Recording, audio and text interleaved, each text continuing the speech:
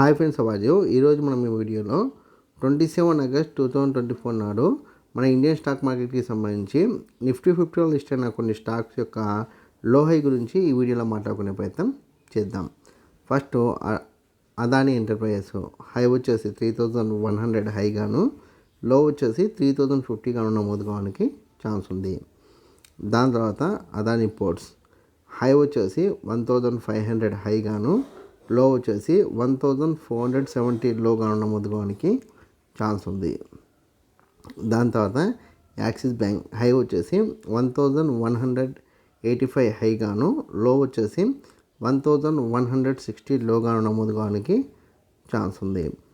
దాని తర్వాత సిప్లా హై వచ్చేసి 1610 హైగాను, లో వచ్చేసి 1580 లోగా నమోదు కావడానికి ఛాన్స్ ఉంది.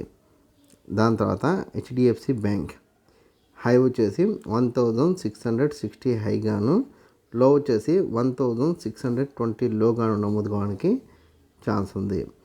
దాని తర్వాత ఐసిఐసిఐ బ్యాంక్ హై వచ్చేసి 1230 హైగాను, లో వచ్చేసి 1200 గాను నమోదు కావడానికి ఛాన్స్ ఉంది. దాని తర్వాత ఇండస్ఇండ్ బ్యాంక్ హై వచ్చేసి 1400 హైగాను, లో వచ్చేసి 1370 లోగాను నమోదు కావడానికి ఛాన్స్ ఉంది.